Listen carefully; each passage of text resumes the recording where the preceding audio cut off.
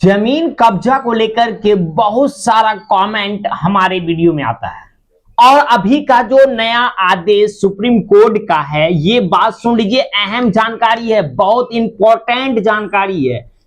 कब्जा को लेकर के हर लोगों में ये डर बना हुआ है कि हम जो जमीन कब्जा किए हुए हैं ये हमारी छीन जाएगी, या बहुत सारे रैयत इस बात से डरे हुए हैं कि हमारा जो जमीन कब्जा कर रखा है उसे मैं ले सकता हूं या नहीं ले सकता हूं, अगर लूंगा तो किस प्रकार से, क्या कानूनी प्रक्रिया होगी, किस प्रकार से जो है हम इसे लड़ करके, कानून से लड़ करके हम ये जमीन को, ये मकान को अपने हैंडओवर में लेंगे। मैं आप लोग को बता दूं कि जमीन हो या मकान हो, इसे कोई चुरा नहीं सकता है। हाँ, इस पे जो है अपने ताकत के बल पे कब्जा कर सकता है, इसे जो है अपने हैंडओवर में रख सकता है, दखल में रख सकता है, आपसे छीन सकता है, चुरा नहीं सकता है।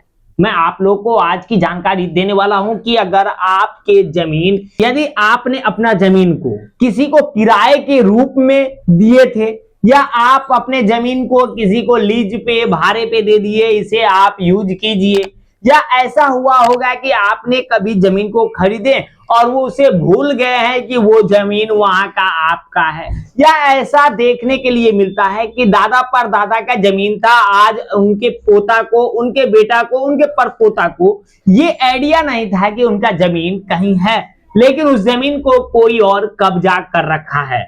आज के डेट में उनको पता चल रहा है कि हमारा जमीन है किसी जगह, उसे अब हम किस प्रकार से निकालेंगे। तो देखिए, बात को समझने का कोशिश कीजिएगा। आपका जो जमीन है वो कौन सा जमीन है, कैसा जमीन है, क्या आपके पास सबूत है कि वो जमीन आपका है, ये बात समझने का कोशिश कीजिएगा। आप लोग अधिकतर देखे होंगे सरकारी भूमि पे यदि कोई भी लोग झुग्गी झोपड़ी बना करके रहता है तो सरकार के द्वारा हर साल उसे नोटिस दिया जाता है। नोटिस तो छोड़ दीजिए, सरकारी कर्मचारी के द्वारा, सरकारी पदाधिकारी के द्वारा उसे अतिक्रमण मुक्त भी कराया जाता है, बुलडोजर बुला करके उसे तोड़ करके हटाया जाता है। यदि झुग्गी झोपड़ी है तो उसे भी तोड़ा जाता है, यदि कोई फुटपाथ पे दुकान कर रहा है तो उसे भी तोड़ करके हटा दिया जाता है। हो सकता है वो नेक्स्ट दिन जो है, दूसरे दिन फिर से वहां पे अपना झुग्गी झोपड़ी लगा करके फिर से वो रहना शुरू कर दे, फिर से जो है फुटपाथ पे दुकान खोल सकता है। एक साल के लिए फिर वो मुफ्त है, आराम से वहां पे रह सकता है। उसके अगल बगल से पदाधिकारी, सरकारी कर्मी जाएगा आएगा, लेकिन उसे टोक नहीं सकता है। ये इसलिए किया जाता है कि सरकार के पास रिकॉर्ड बन जाता है कि उन्हें जो है साल में एक बार जो है उसे टोका जाता है, नोटिस दिया जाता है, लेकिन इस नोटिस का किसी भी तरह का असर नहीं करता है। जैसे कि मान लेते हैं हम आपको कि यदि कोई जमीन पे कोई कब्जा कर रहा है तो वो किस अधिकार पे वो दावा कर सकता है मालिकाना का। उनके पास कागज नहीं है, कोई भी पेपर नहीं है, हाँ वो जान रहा है, होशो हवास में है कि ये जमीन मेरा नहीं है, ये जमीन दूसरे का है, दूसरे का जमीन को मैं कब्जा कर रखा हूं, ये बात उनको पता है। लेकिन अब जो चाहेगा कि वो जमीन को अपने नाम पे करने के लिए, तो किस अधिकार से कर सकता है। यदि आपका जमीन है और कोई दूसरा कब्जा कर रखा है तो अब आप किस अधिकार से उसे कब्जा मुक्त कराएंगे, किस प्रकार से वो जमीन को फिर अपने हैंडओवर में लेंगे, ये सारी जानकारी आपको आज इस वीडियो के माध्यम से मिलने वाला है। तो बने रहे वीडियो के अंत तक वीडियो को जरूर देखिएगा, और जो भी कानूनी सलाह है, जो भी कानूनी प्रावधान है, किस अधिकार से आप सुप्रीम कोर्ट में हो, चाहे आप जो हाई कोर्ट में हो, चाहे आप सिविल कोर्ट कोई भी आपका हो, उसमें आप जो एफआईआर करेंगे, याचिका देंगे, तो किस अधिकार से देंगे, उस पे कौन कौन से जो है धाराएं लगाई जाएगी, ये सारी जानकारी आपको इस वीडियो के माध्यम से मिलने वाला है। तो बने रहे वीडियो के अंत तक, वीडियो को लास्ट तक जरूर देखिएगा। और आपसे रिक्वेस्ट है, अगर आपने अभी तक चैनल को सब्सक्राइब नहीं किए हैं तो चैनल को सब्सक्राइब जरूर कर लीजिएगा, क्योंकि जमीन से जुड़ी जानकारी, कानूनी प्रक्रियाएं, कानूनी धाराएं और सरकारी योजनाएं जो भी आती है वो आपको हमारे चैनल के माध्यम से मिल जाएगा। तो चैनल को सब्सक्राइब जरूर कर लीजिएगा और वीडियो को लाइक जरूर कीजिएगा। अगर आपने वीडियो को लाइक नहीं की तो वीडियो को लाइक कर दिया, क्योंकि आपका एक लाइक मुझे काफी मोटिवेट करता है। मैं खुश होता हूं कि आपने हमारे वीडियो को लाइक करते हैं। व्यूज ज्यादा आता है लेकिन लाइक नहीं मिलता है, तो वीडियो को लाइक जरूर कर दीजिएगा। तो चलिए शुरू करता हूं मैं। नमस्कार, आदाब, सलाम वालेकुम। मेरा नाम सुभान है और आपका बहुत बहुत स्वागत है सुभान एलएलबी में।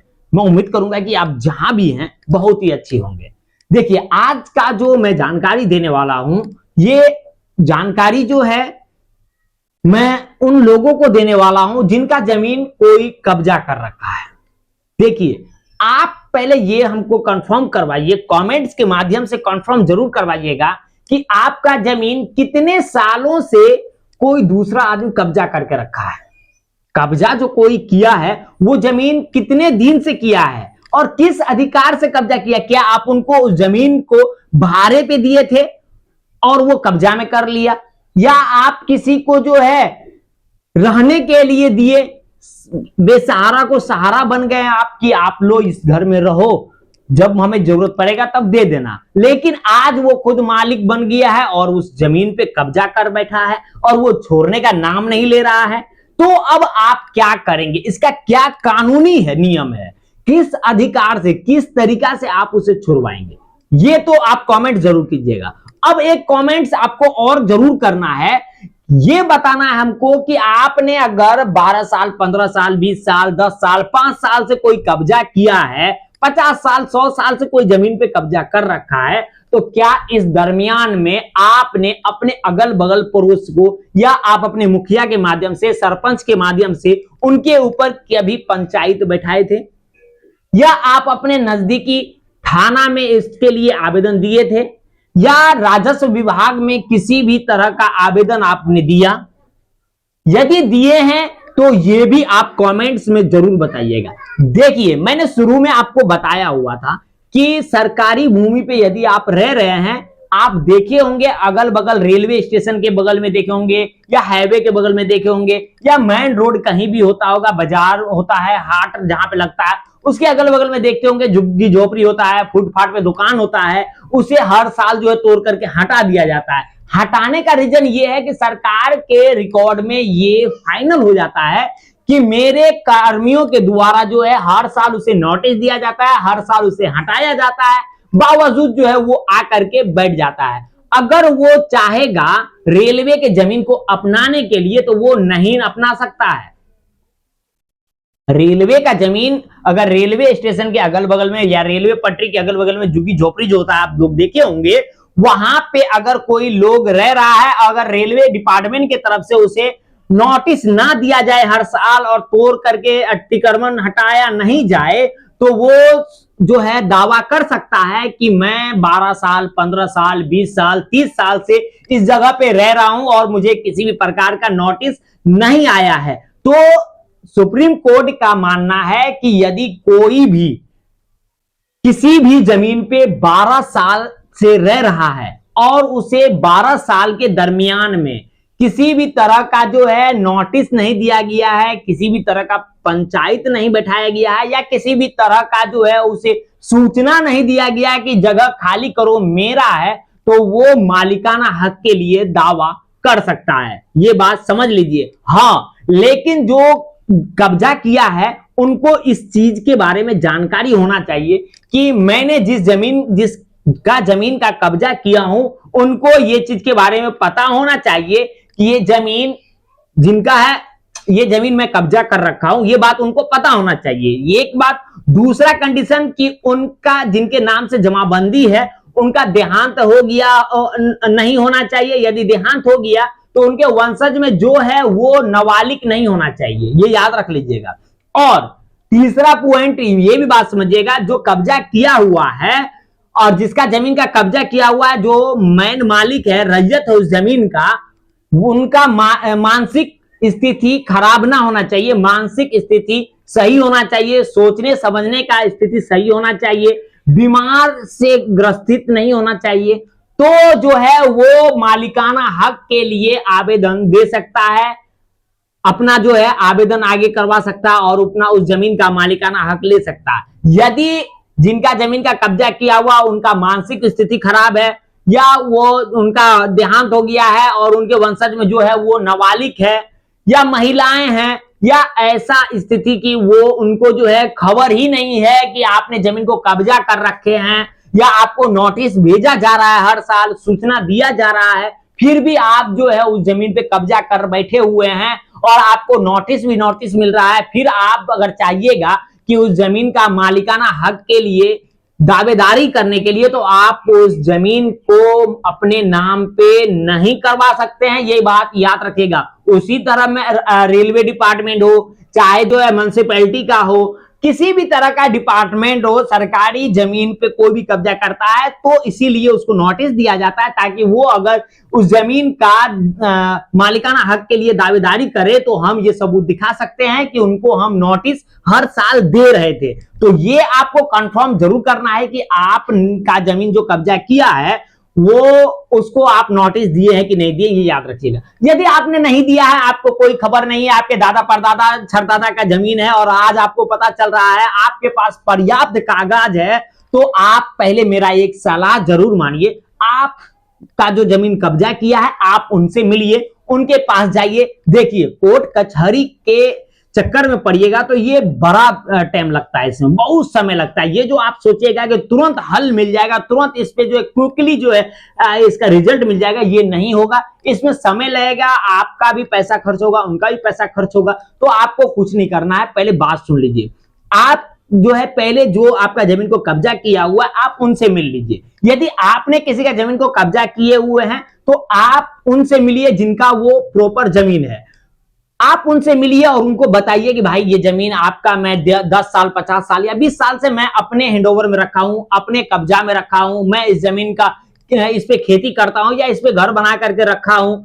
आप ऐसा करो कि जो कुछ रुपए लेकर के ये जमीन आप मुझे मेरे नाम पे लिखवा दो, या आप मिल करके उनसे बात कीजिए कि ये जमीन यदि आपने कब्जा किए हुए हैं और मुझे जमीन का जरूरत है, मेरे पास रहने के लिए जगह नहीं है, लेकिन मेरे दादा परदादा का ये जमीन है, आपसे रिक्वेस्ट है कि अगर आप ये छोड़ देते हैं तो हमें भी रहने का सहारा जगह मिल जाएगा। तो अगर आप लोग आपसी में मिलजुल करके यदि आप बात कर लेते हैं तो हो सकता है कि वो जमीन आपको वापस मिल सकता है।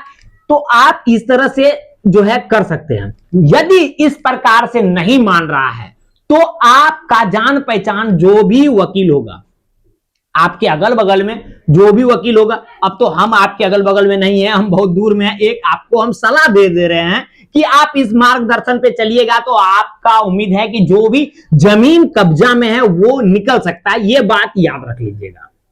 तो आपको करना नहीं है, आप एक वकील से मिल लीजिएगा। वकील को से मिलने के बाद जो है उनको ये बात बता दीजिएगा कि मेरा इतना दिन से जमीन का कब्जा किया हुआ है, वो मकान बना रहा है या दीवार दे रहा है, जो भी प्रॉब्लम होगा उनको समझा दीजिएगा और उनके द्वारा जो है एक नोटिस जारी करवा करके नोटिस भिजवाइएगा कि उनको नोटिस ये जाएगा कि 30 दिन या 45 दिन या 2 महीना या 15 दिन के अंदर अंदर वो जगह खाली करे, अन्यथा उस पर जो है कानूनी कार्रवाई किया जाएगा। इस प्रकार से उनको अगर आप नोटिस भिजवाते हैं तो उनको डर हो जाएगा, उनको ये समझ में आ जाएगा कि देखो जिनके पास जमीन का कागज है, जो इस जमीन का प्रॉपर मालिक है, वो अब हमको नोटिस भेज रहा है, कहीं ऐसा ना हो कि अगर हम खाली नहीं करेंगे तो वो हमको जेल ना करवा दे। तो इस डर से भी जो है वो जगह को खाली कर सकता है, आपको दे सकता है। अन्यथा मानते हैं ऐसे बहुत सारे केस आता है, बहुत सारे मामला हमारे पास भी ऐसा आया है कि ऐसा नोटिस जाने के बाद भी बहुत सारे ऐसे ढीठ होते हैं जो छोड़ने का नाम ही नहीं लेते हैं। तो उनके लिए भी उपाय है बहुत अच्छा। देखिए, राजस्व विभाग में तो एक जो है इसका न्यायालय का व्यवस्था कर दिया गया है कि यदि आपको ऐसा मामला आ रहा है तो आप जो है विवादित मामला को जो है राजस्व न्यायालय में भी आवेदन दे सकते हैं, याचिका दे सकते हैं। लेकिन राजस्व न्यायालय में अगर जाइएगा धीमी होती है और बहुत ज्यादा जो है इसमें दलालपन होता है। हम खुल करके कहेंगे इसमें बहुत ज्यादा जो है घूसखोरी हो रहा है। आप जमीन का दाखिल खारिज के लिए जाइए, पैसा दीजिए, हो जाएगा। यदि आपका जमीन का कागज में अभी आज का ही न्यूज है, जाली कागज के आधार पे जो है जमीन का दाखिल खारिज हो गया। जब इस चीज का छानबीन किया गया तो पता चला सीओ ने कुछ पैसा लेकर के ये काम किया था और आज जो है सीओ को हिरासत में ले लिया गया है। तो ऐसा सा काम अभी जो है राजस्व विभाग में हो रहा है।